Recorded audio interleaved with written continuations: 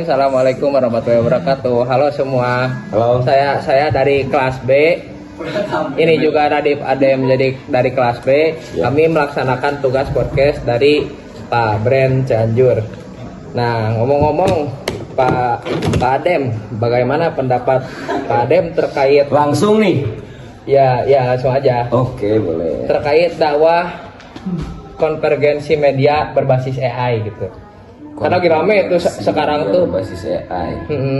Gimana tuh maksudnya itu? Ya dakwah di Maksudnya sosmed. seperti apa?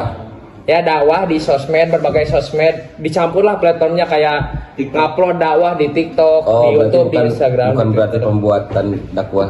Tapi pakai tersebut AI. AI. Tapi pakai AI. Kita sekarang ada di pasar Iya, pemohon, mau cari AI. pisang dulu.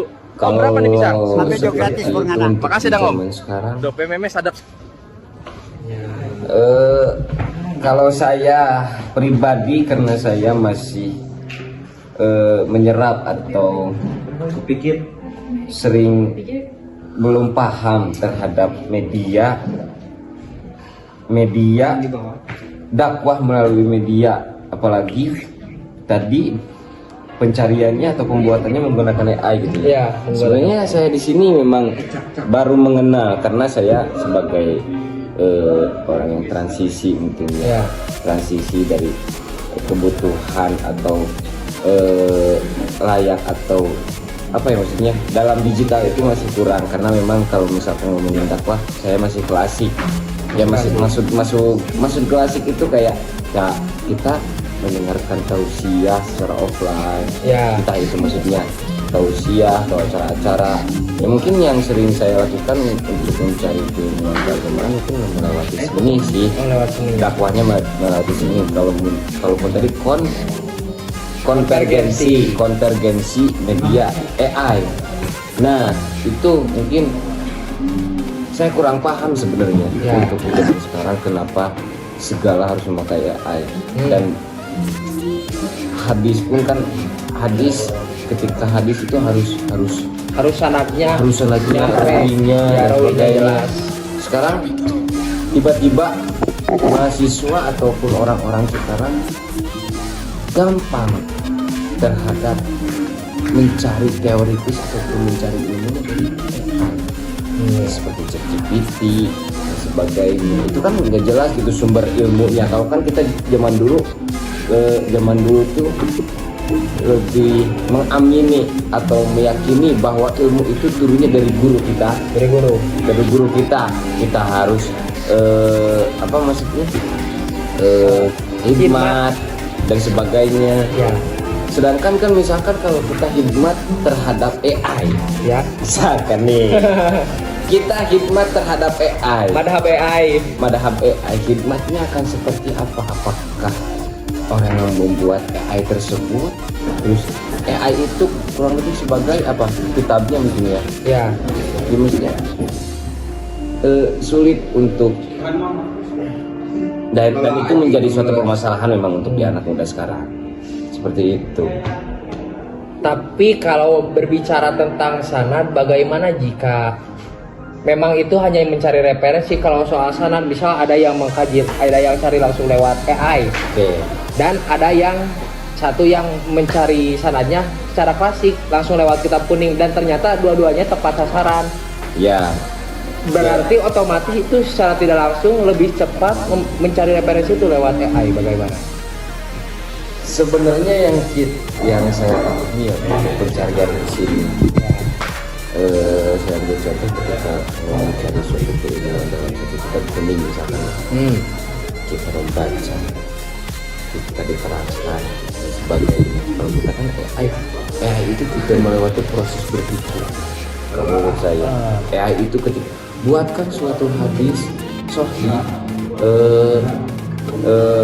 rawahu Bukhari Muslim tentang kejujuran dan sebagainya, kan itu langsung keluar biasanya. Ya, AI kan keluar. Kalau kita itu kan proses berpikirnya sebenarnya yang dipermasalahkan, bukan berarti ya kalau misalkan memang valid ketika pencarian secara klasik dan terus dan pencarian secara media AI itu sama dan valid, yang membedakan itu cara berpikirnya sih. Nah, proses berpikir. Berarti ya memang sepertinya AI itu kalau hanya untuk mencari referensi bagus, tapi kalau untuk Menjadikan menyediakan satu kiblat, ya mengibatkan yang mengibatkan suatu brain rot lah kalau bahasa sekarang. Ya. Jadi buruk cara berpikirnya teh, kerangka berpikirnya tidak jelas. Ya, walaupun memang membantu untuk mahasiswa sekarang, apalagi ya memang ya sekarang itu dengan kita harus melakukan tugas ya dekat dan sebagainya. Kan kalau dulu internet lebih cepat gitu kan, atau ngejoki. Sekarang ya serba enteng semuanya, Gampang ya. iya. EZ kalau sekarang tuh. Ngomong-ngomong soal dakwah nih, katanya tadi Pak Adem itu suka seni, dakwah lewat seni. Bagaimana tuh Pak Adem? Banyak sebenarnya dakwah Ya. yang melewati seni, itunya memang yang bentuknya kolaboratif antar, misalkan ya kolaboratif ustadz atau yang bertausiah di satu panggungkan dengan wayang. Iya. Terus ada pun seni-seni lokal khususnya ya, Seni lokal budaya Sunda. Banyak bentuk seni-seni yang memang dasarnya untuk berdakwah. Ya, kita kan kuliah di UIN. UIN Sunan Gunung Jati. Ya. Sunan Gunung Jati Bandung itu, Sunan Gunung Jati itu dulunya itu lengkap dengan budayanya. Wali Songo itu ya? Iya, Salah satu dari Wali Songo. dia kurang lebih ataupun dia terkenal dengan menyiarkan agama Islam ataupun Menyiarkan agama. agama Islam melewati seni. Lewat seni. Seperti itu. Ya, iya seperti itu. Lewat wayang ya? Lewat Oh, wayang. gitu. Nah, kalau Wali Songo itu dulu menyebarkan seni itu lewat wayang kan ya. Nah, kalau sekarang kan ada banyak nih umat-umat Islam yang menyebarkan seni lewat hal-hal yang tidak biasa. Contohnya dengan enggak, itu kayaknya ada Kiai Haji bukan Kiai Haji Hamim Jajuli atau Gusmik, tapi ya masih zaman-zaman sini lah.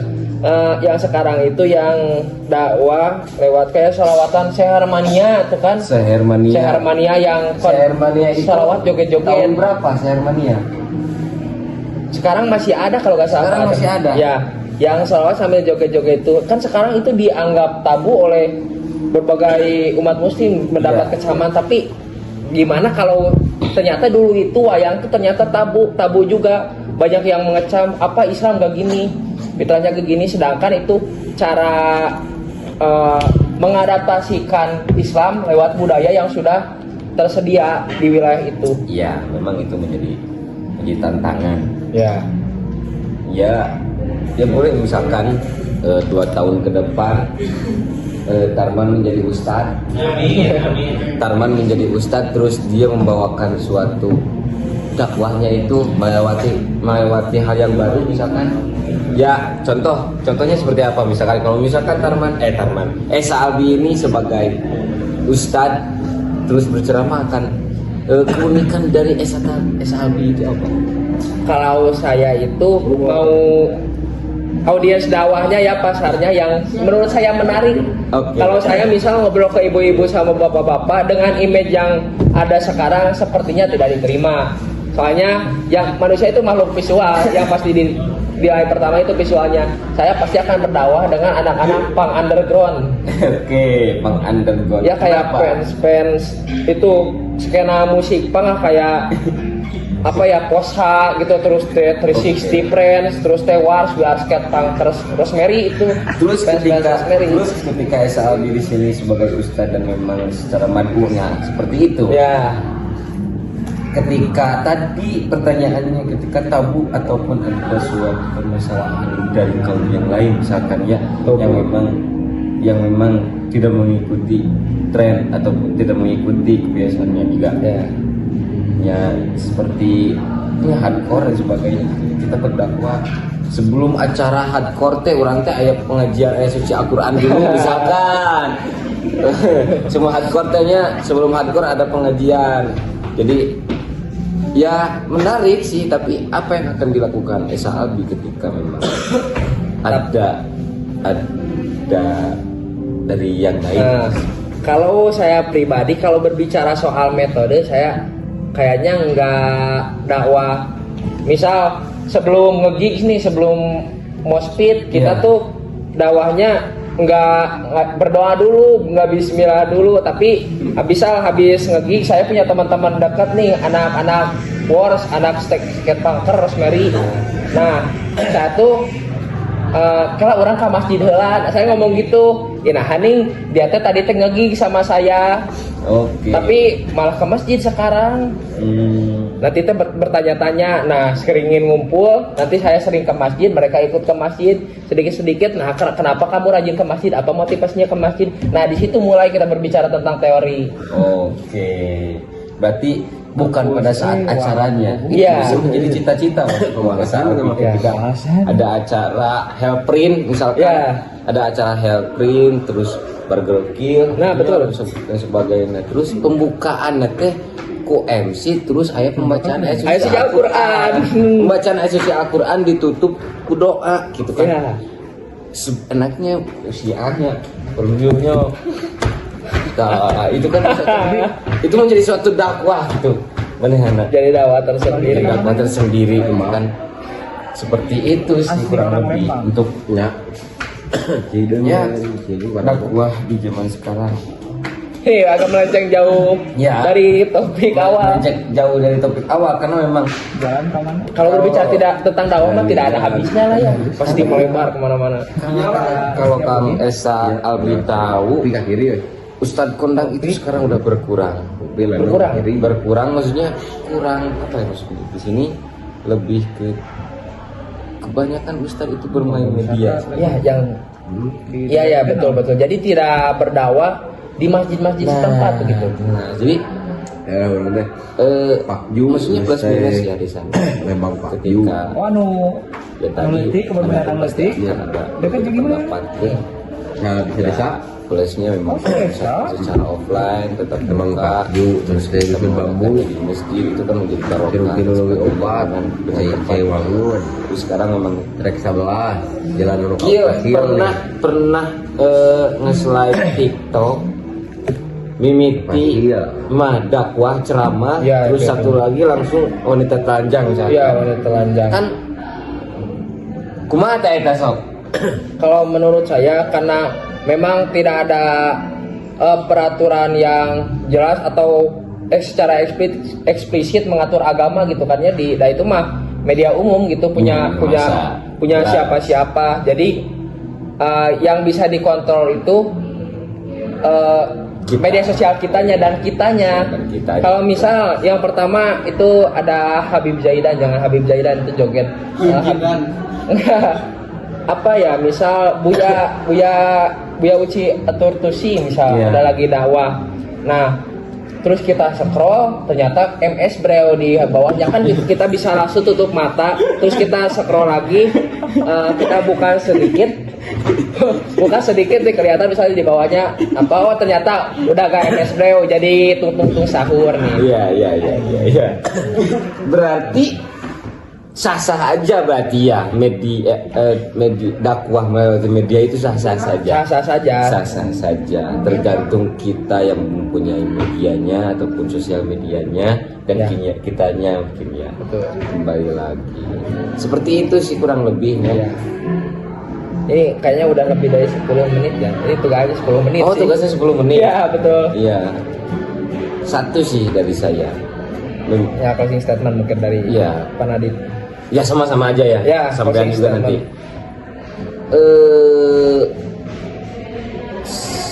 Kayaknya dakwah harus mengikuti zaman sekarang. Mengikuti zaman.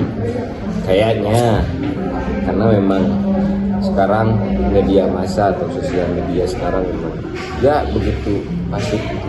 Begitu Pasifnya kencang dan sebagainya. Apalagi jangankan menjadi suatu hal yang media massa itu dijadikan oleh pendakwa mungkin malah dijadikan suatu pencarian untuk kebutuhan sebagainya gitu kan ya itu tantangannya gitu, tantangannya seikhlas mungkin gitu maksudnya. Terus kadang ada seorang ustadz yang memang mengikuti algoritma, misalkan tiba-tiba dia melenceng dari suatu syariat Islam dan terus balik lagi kan itu menjadikan suatu permainan agama mungkin ya, agama dimainkan ya. Penting ikut tren merenya. Ya, jadi itu harus terjaga mungkin ya. Kalau suatu saat memang saudara kita atau Kang Esa Albi sendiri memang akan menjadi ustadz media, media seperti itu. Mungkin dari Kang Esa. Kalau saya mau closing statementnya mengutip dari buku karya Pihana Lose ya, judulnya Merantau, tentang perjalanan dan perjuangan. Ini ada closing statementnya.